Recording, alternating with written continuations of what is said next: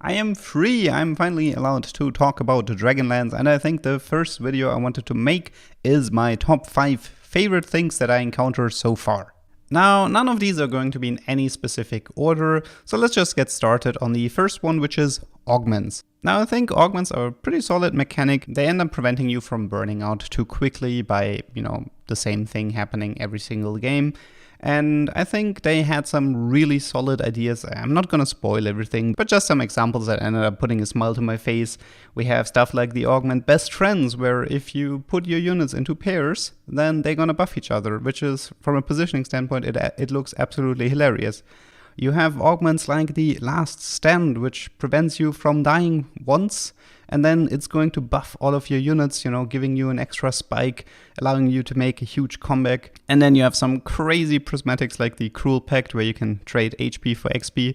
And I can just imagine a scenario where two people start with this augment, both of them are going to rush to like level 7, level 8 in stage 2, and then they face each other and one of them is going to die before Crux. I think it's going to create some absolutely amazing moments. So yeah, I am definitely hyped for augments.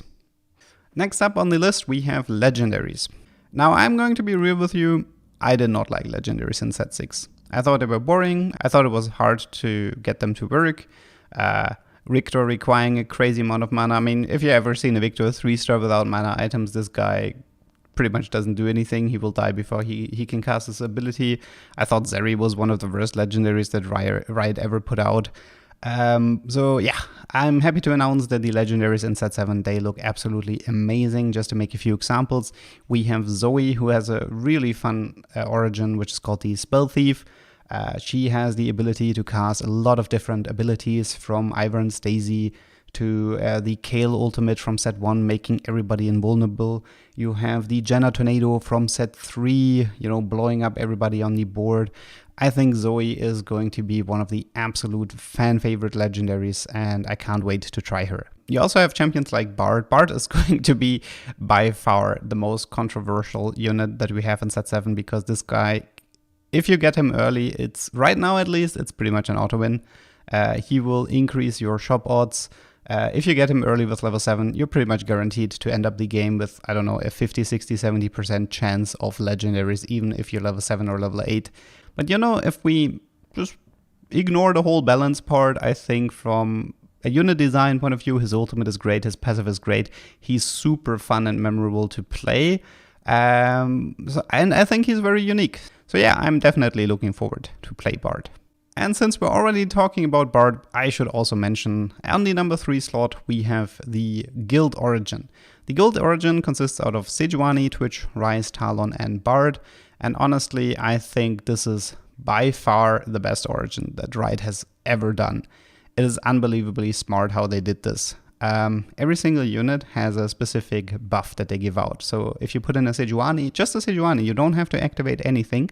If you put in a Sejuani, it gives HP to everybody. If you put in a Twitch, he gives attack speed to everybody. And the guild members themselves, they gain double that bonus.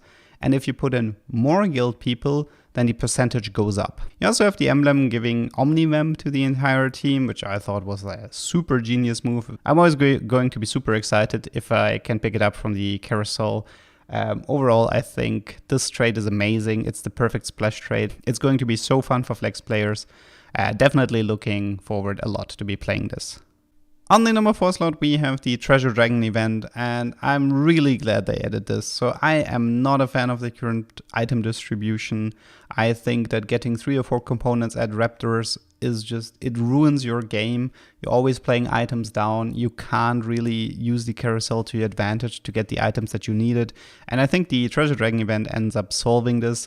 I think it's also very exciting. There's a lot of high roll moments. I mean, there's a very low percentage of getting a massive amount of gold.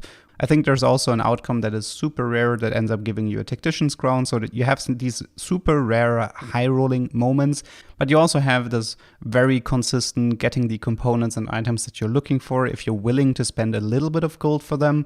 And I think this is going to greatly improve the consistency of going for specific builds. And I think it solves a lot of the item issues that we currently have in set 6. So definitely looking forward to be playing a little bit of Casino with the Treasure Dragon event. So for our number 5 slot, I was contemplating between Astral and Shimmer Scale, but you know what? I ended up deciding to put Astral here because this is the ultimate dopamine trait. I mean, this is unbelievable. You have 3 tier 1 units in this trade. You will constantly hit these units. You get rewarded for rolling down. You will, every 5 shops, you're going to have a bunch of Astral units in your shop. There is no low roll with Astral. You know, it's like you constantly get your units. You constantly get your 3 stars. You constantly get a bunch of blue orbs that have gold or units or components in them. And I think it's the absolute perfect dopamine trade, and I think it's going to be the best casual trade as well. I think casual players are absolutely going to love this trade. They're going to be able to 3-star everything so easily. It's going to feel very satisfying to play. It has a lot of secret mechanics that I'm going to cover in a later video. And I think you have some great late game with Aurelian Soul. And I think the best part about Astral is that if you're ever, you come home from work, you're super tired, and you might be up for a game of TFT, but you don't really want to think too hard, you can just turn on the PC and play Astral. I mean, this trade will not require a single brain cell. It is literally hit D, buy every unit in the shop, get everything 3 stars. It's Yordle, but it's like Yordle, but it's way better, way more fun. And I think that this trade is amazing for casual players. And I can definitely see myself playing this when I'm a little bit tilted and I don't want to think too much about the game. So yeah, these were my top 5 favorite things about Dragonlands, but now I want to hear your opinion. What is your number 1 favorite thing about Dragonlands? Please let me know in the comments. Don't forget to subscribe. Tomorrow I will cover the bottom 5 of what is super scary and frustrating, and definitely looking forward to the Dragonlands release. I hope you learned something, and see you the next time.